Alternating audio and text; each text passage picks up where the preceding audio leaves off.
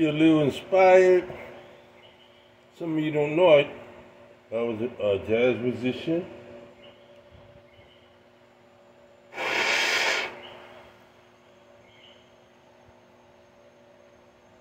Smoking my K Woody. And usually when my wife goes home, I practice a little.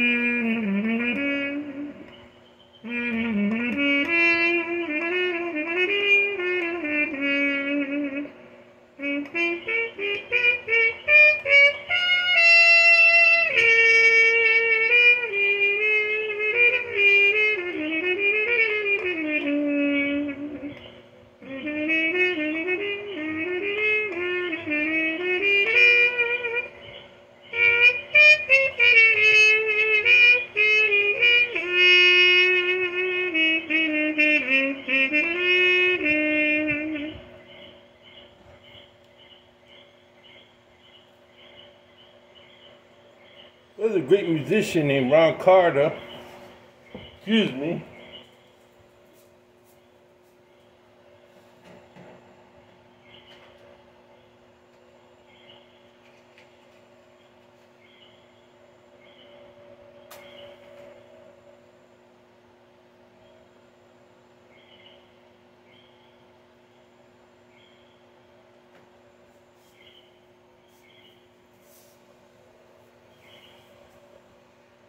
I had to light it up.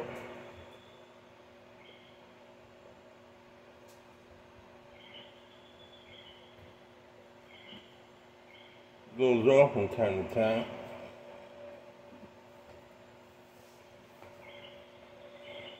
See if I can play a little blues.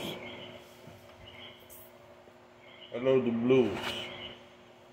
Blues came from Africans that want plantations.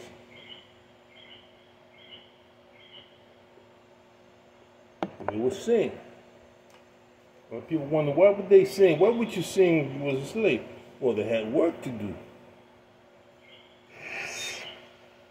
And keep their rhythm.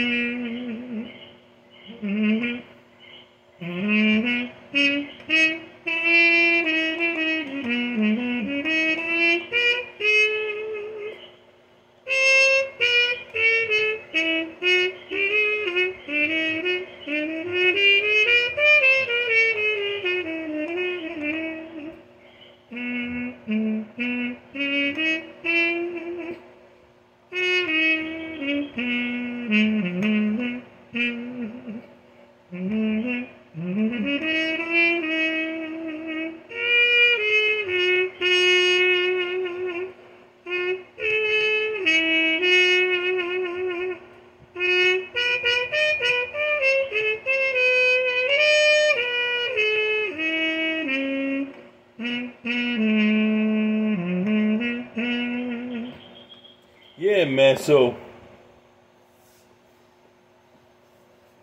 It all came to me when Tunnel Take, North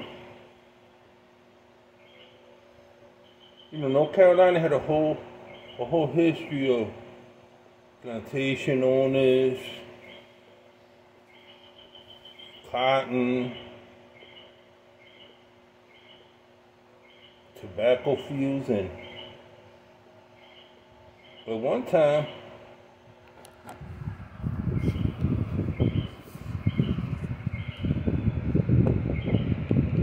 slaves had to pick them until the Civil War, right? Well, see, a lot of people don't know this. A lot of these slaves that were set free, all of them didn't go north. A lot of them went west. Right after the Civil War, a lot of Africans hitched their wagons, got on the Oregon Trail, and headed west, out to California. Guess what went with them? Plug tobacco.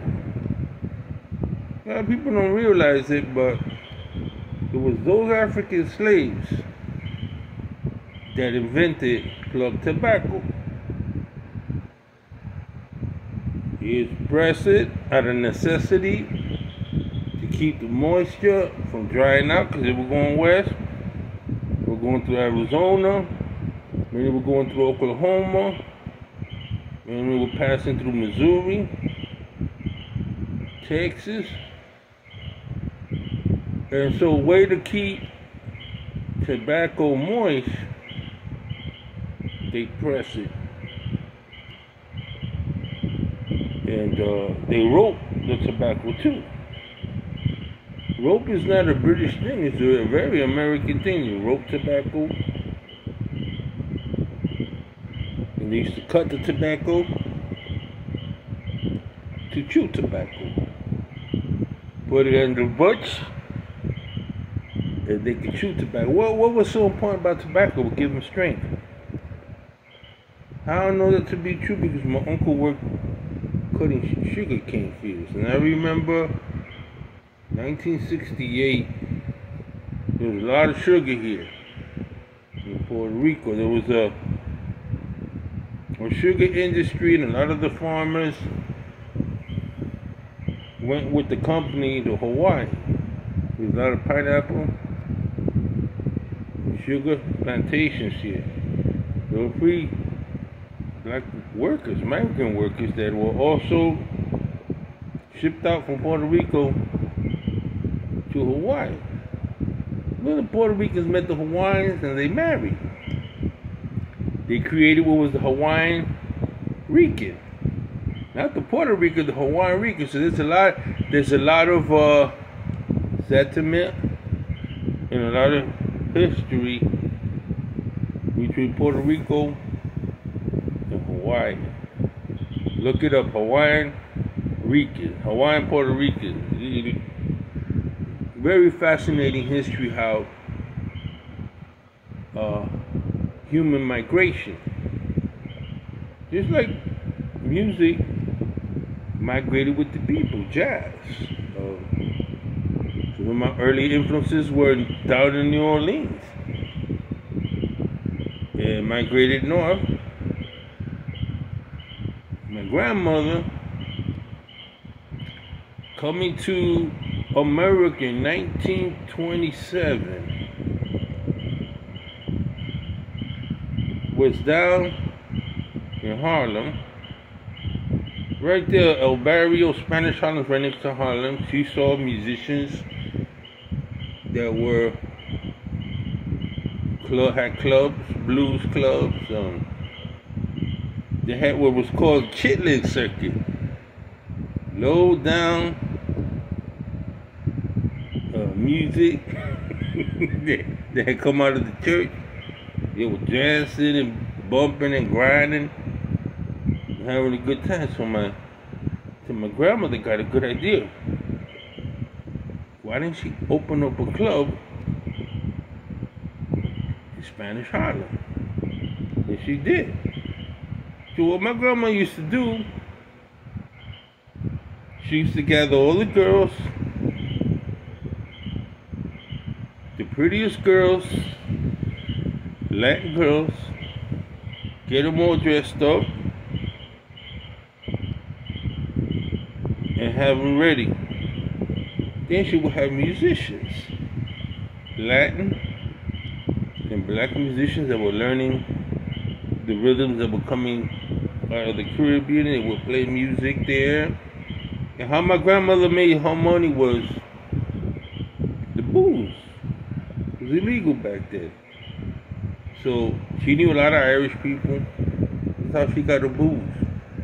She knew a lot of bootleggers from West Virginia, from Tennessee, that would import the booze, and the underground world used to get it. So she would have music. The men used to come. They would pay 15 cents or a dime or whatever it was to dance with the girls. It was exotic to them. You know, American men never hadn't been. It was new. So a lot of businessmen were able to get away and go to these little clubs or restaurant, but in the back there was gambling, in the back was dancing at night. And grandmother had that under control because she knew the policemen, and they would get their money. Grandma kept the business, kept the girls running. There was no prostitution. Now, if the girl fell in love or she liked somebody, she could do what she wanted to do after the gig, after the social clubbing. So that's the way it was in the 1930s, 1940s in the Latin neighborhoods. And the musicians brought the Latin music, brought Cuban music. And it sounded a lot like this.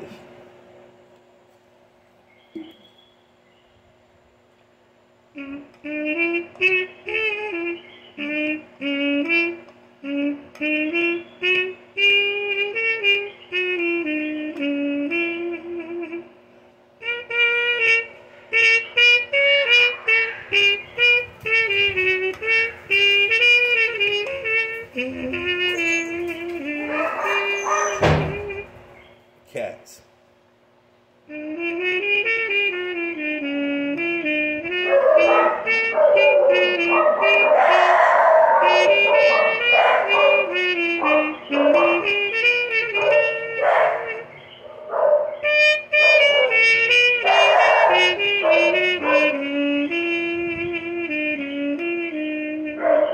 And they would dance to Latin tinge music with a little bit of jazz, and New Orleans musicians started coming up.